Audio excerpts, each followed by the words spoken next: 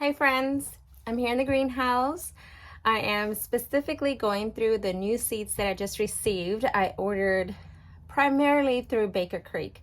Now I have all of these from a few years now.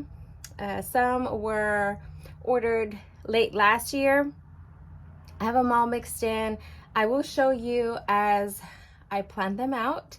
There's too many seeds for me to show you all of them, but I will show you the new ones that I'm really excited to try this year and some of my favorites. I don't have too many because every year I like to try everything new, but I do have a couple staple seeds that I'm going to repeat no matter what.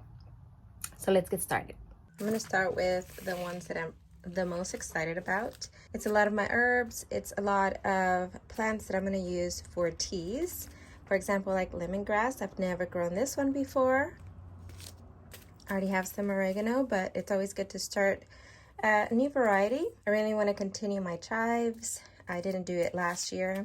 Calendula, I do want to have a couple of varieties just because I'm going to try a couple salves and some skin oils. And calendula is really good for those. Really good for teas as well. Dandelions. This is a weed in a lot of areas. I haven't seen a pink one. Great for teas, also great for pollinators, butterflies and bees. So I'm excited to add this in multiple areas because it is a weed. It should be great in multiple places. Feverfew was picked because it's great for headaches as a medicinal tea. So I'm excited to try that, especially for the summer, since when it's really hot, I do get migraines. Echinacea, the same thing. This is a great herb for teas, specifically to boost your immune system. Obviously some chamomile. I wasn't too successful last year, so I'm gonna try different areas. I haven't tried this parsley, so I'm excited to try a Japanese variety. Now clover, this is a really good plant to fix nitrogen in the soil. It's also really good as a livestock feed. So I'm gonna add this all over my beds because I know that I'm gonna have some issues with my soils, especially this year. Calamintha, I hope I'm pronouncing it right. This one caught my eye because the description of this one said it was stunning for teas. So it did grab my attention for that. My goal this year is to have a wide variety of dried herbs for my teas. I recently got into Apothecary and I'm loving it. If you didn't watch my last video, I talked about some of my goals this year. Drink a lot of herbal teas, do a lot more fresh cooking from scratch, and use some of the herbs for healing. This one I picked up because it said that the fragrance is heavenly and this is deer resistant. This is part of the same thing. Really great for teas, especially for the sweetness. And I've never grown this one before, so this is gonna be a first. We have to have some lavender, and oregano is a really good variety for where I live. Now we're gonna go with the varieties that I've never grown before. Some of those herbs were that, most of them I think, but the rest are vegetables that I'm super excited that I have the room to grow. This one, the snake bean, this gets really large and it's more for fun because I really want my girls to be more interested in gardening, and I think having things like this will make them come outside more. Corn. Yes, I've never grown corn before. This is another one of those to get the girls out. Glass gem popcorn.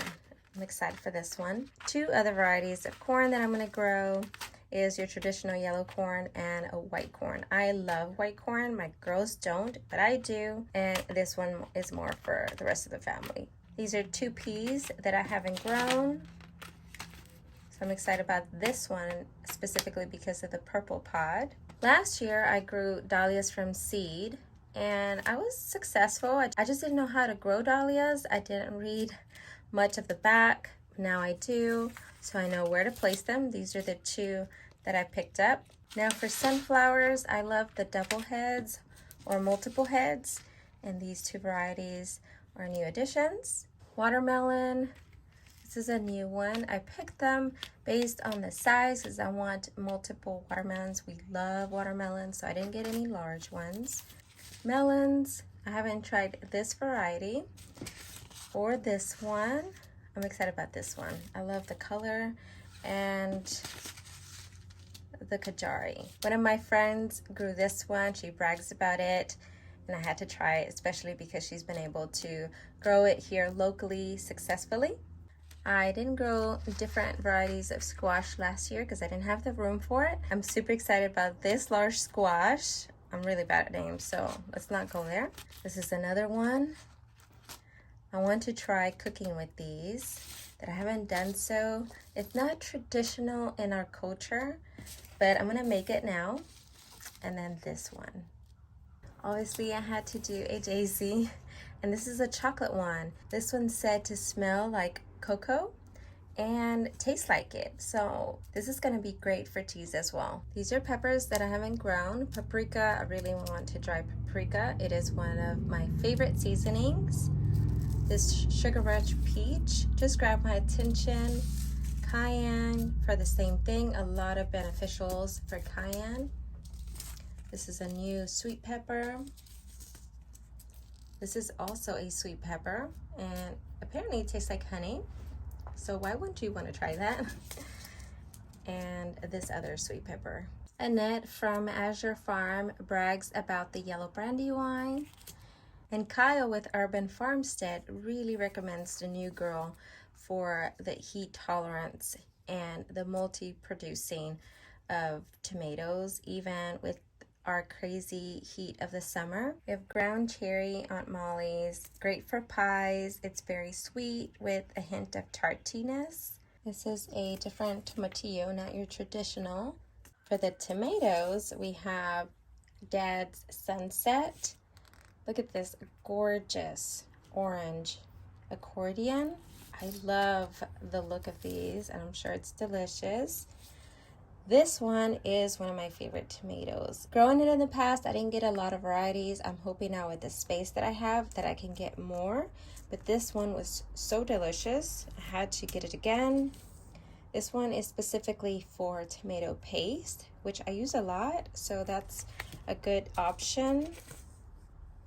Look at this one. I mean, just by the picture, I want to grow that many cherry tomatoes. And then we have this yellow pear tomato.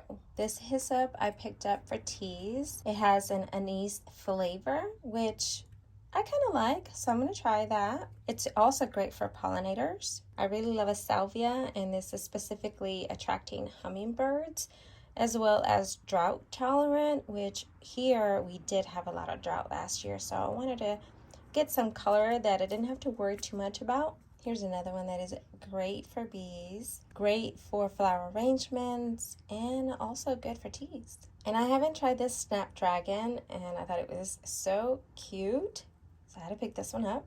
Well, that's all of them for now. It is a lot. When I'm looking at the table, it doesn't look like that much, but it is a lot. I have stacks on what I'm going to do indoors first. There's quite a few that I have to start 8 to 12 weeks prior to our last frost, which is now. So my next video is going to be that. I'm going to start cleaning all of these. Don't judge me. Cleaning all my trays and organizing so that next week I can start with my indoor seeds. So stay tuned for that. There's so much that's coming. I'm going to try to do as much as I can here. I have posted a lot of shorts. I will continue to do those. Those are very easy for me to make. So I will do that in between these main videos. So thank you guys for watching, and I'll see you in the next one.